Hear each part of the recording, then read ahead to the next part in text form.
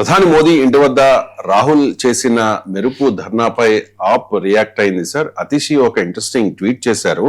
This is amazing. CJP and Sonam Wangchuk 1 month protest at Jantar Mantar. Modi government refuses to talk to them. Rahul Gandhi allowed to protest outside PM residence. In 1 hour, Modi government starts dialogue. Wah, kya chugalbandi hai అని చెప్పేసి sir Congress and BJP match fixing అంటూ ఉన్నారు. Aam Aadmi party పోరాడాల్సింది BJP పైన, వాళ్ళు కాంగ్రెస్ పైన పోరాడుతున్నారు. చూడండి ఎందుకు వాళ్ళ పంజాబ్ లో ఎన్నికలు ఉన్నాయి. రాజకీయ పార్టీలకి ఇంత వికృతమైన రాజకీయ ఆటలు ఉంటాయంటే ఇష్యూ ఏంటి? Issue NEET leak, paper leaks, integrity of examinations. ఈ ఇష్యూ పైన కాక్రోచ్ పార్టీ ఉద్యమానికి ఆమ్ ఆద్మీ పార్టీ కూడా మద్దతు ప్రకటించింది. కానీ అటాక్ మోడీ పైన కాదు, బీజేపీ పైన కాదు, అటాక్ కాంగ్రెస్ పైన చేస్తున్నారు. సో అదొక విచిత్రమైన చర్చ ఉంటుంది. ఎందుకంటే ఎవరి రాజకీయ ఎజెండాలు వాళ్ళే. అసలు అక్కడ పాయింట్ ఏంటంటే పంజాబ్ లో ఎన్నికలు ఉన్నాయి 2027 ఫిబ్రవరిలో, ఇంకో కొద్ది నెలల్లోనే ఉన్నాయి. పంజాబ్ లో తమకు ప్రధాన ప్రత్యర్థి బీజేపీ కాదు, కాంగ్రెస్ ప్రధాన ప్రత్యర్థి. అందుకే కాంగ్రెస్ మీద ఆమ్ ఆద్మీ పార్టీ పడుతోంది. ఇంతకన్నా వికృత రాజకీయం ఇంకోటి ఉంటుందా? ఎస్, మీకు ఖచ్చితంగా ఆమ్ ఆద్మీ దేవర్ ఎలౌడ్ టు ప్రొటెస్ట్ అట. ఎలౌడ్ కాదు, వాళ్ళు ఇంతకుముందు కూడా చెప్పారు, ఎలౌడ్ కాదు. మల్లికార్జున్ ఖర్గే బర్త్డే గ్రీటింగ్ చెప్తామని వెళ్ళి అకస్మాత్తుగా సడన్ గా, అంటే ముందు ప్లాన్ ఉండొచ్చు, ఎవరికి తెలియదు, సడన్ గా నిర్ణయం తీసుకొని ప్రధానమంత్రి ఇంటి దగ్గరికి వెళ్ళారు. ఎందుకు? ఎవరు ఆపగలుగుతారు?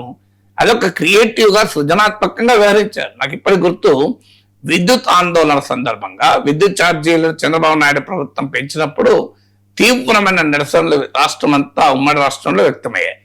చంద్రబాబు నాయుడు ఎక్కడికి పోతే అక్కడ విద్యుత్ ఛార్జీల వ్యతిరేక ఉద్యమం నడిచేది. వామపక్షాలు ప్రధానంగా ఆ నాయకత్వం వహించాయి. తర్వాత కాంగ్రెస్ పార్టీ కూడా ఉద్యమంలో చేరింది. కర్నూలులో వెళ్ళారు చంద్రబాబు నాయుడు. సహజంగా సీఎం వస్తున్నారంటే పోలీసులు ప్రతిపక్ష నాయకులందరినీ గృహ నిర్బంధంలో పెట్టేశారు. ఎవరు కూడా ఆ సీఎం ఇంటి ఉన్న ఏరియాకు నిరసనకారులను దగ్గరకు రానియలే. 144 సెక్షన్ విధించారు. కానీ కరెక్ట్ గా చంద్రబాబు నాయుడు మీటింగ్ దగ్గరికి వెళ్ళి నినాదాలు ఇచ్చారు, ప్రొటెస్ట్ చేయగలిగారు. పోలీసులు ఒక్కసారి ఆశ్చర్యపోయారు, ఎలా వచ్చారు వీళ్ళని. ఎలా వచ్చారంటే ఒక శవయాత్రగా వచ్చారు. అంటే ఆ ప్రొటెస్ట్ చేయాల్సిన నాయకుడు చనిపోయినట్లు యాక్షన్ చేస్తూ ఆయన పైన బుక్క, గులాలు, పేలాలు విసురుతూ, డబ్బులు విసురుతూ, ముందు డప్పులు కొట్టుకుంటూ, ఏడుస్తూ, జోహార్ అని చెబుతూ ఒక సింపుల్ శవయాత్రలాగా వెళ్ళారు. ఆ రూట్ లో శవయాత్ర వెళ్తుంటే చంద్రబాబు నాయుడు మీటింగ్ ఉందని చెప్పి శవయాత్రలు పోలీసులు ఆపలేరు కదా, సెంటిమెంట్ కదా, చాలా ఇష్యూస్ వస్తాయి. అందువల్ల పోలీసులు ఎలా చేశారు. ఖచ్చితంగా ఆ శవయాత్ర సీఎం మీటింగ్ ఉన్న ఏరియాకు పోవడంతోనే వెంటనే ఒక్కసారిగా దాని మీదకెళ్ళి దూకాడు. శవపేటకి మీదకెళ్ళి, పాడ మీదకెళ్ళి దూకాడు అతను లీడరు. అతనితో పాటు అప్పటిదాకా అతను చనిపోయాడని చెప్పి ఏడుస్తూ నటిస్తున్న వారు, డప్పులు కొట్టేవారు అందరూ రాజకీయ కార్యకర్తలే, వామపక్షాల కార్యకర్తలు వాళ్ళంతా. ఆ నాయకుడు వామపక్ష నాయకుడే. ఆయన వెంటనే వాళ్ళందరూ కలిసి ఒక్కసారిగా చంద్రబాబు నాయుడు ఉన్న స్టేజ్ దగ్గర దూసుకెళ్లి విద్యుత్ ఛార్జీలు తగ్గించాలో పోరాడారు. ఇది ఒక మెరుపు దాడి. సో ఇలాంటి ఎత్తుగడలు వేస్తుంటారు. ప్రభుత్వాలకి అపాయాలు సృష్టిస్తూ ఉపాయాలకు కరువుంటాయా? అందువల్ల ఇది దేవర్ నాట్ ఎలౌడ్. అతీషి చెప్పింది రాంగ్.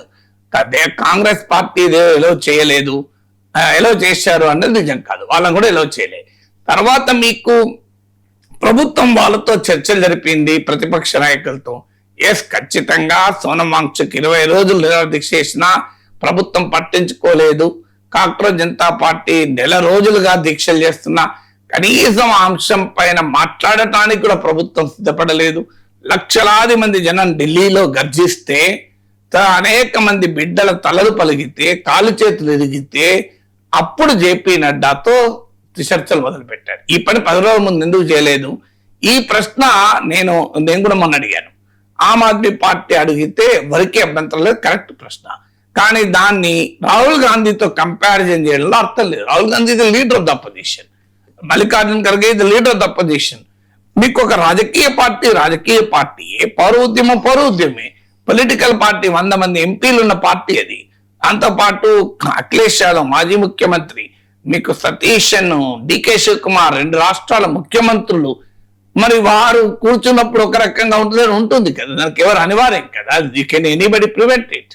సో అందువల్ల మీకు ఆ లాజిక్కే అర్థం లేని లాజిక్. ఎందుకంటే ఖచ్చితంగా రాజకీయ పార్టీలతో డీల్ చేసే వ్యవహారం వేరే ఉంటుంది.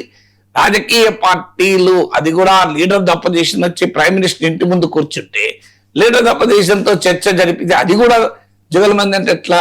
పార్లమెంట్ లో చర్చరా? Prime minister leader of the opposition మాట్లాడుకోరా?